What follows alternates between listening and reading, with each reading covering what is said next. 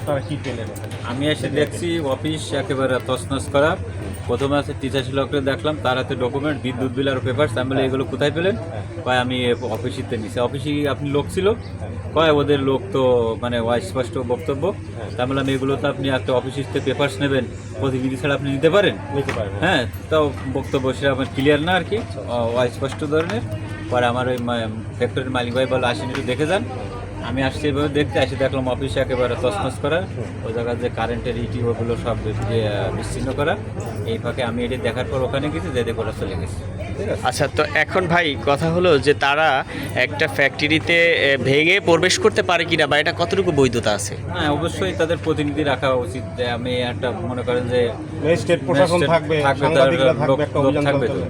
মনে করে একজনের বাড়ি সার্চ করতে গেলেও তো একটা বাড়ির মালিক তো অবশ্যই থাকতে হবে, নাহলে তো পাশে প্রতিনিধি থাকা উচিত। জি।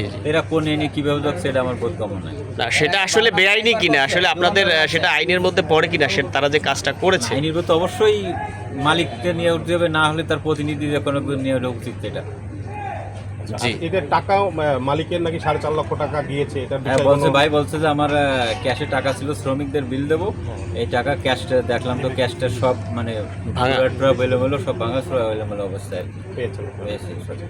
ঠিক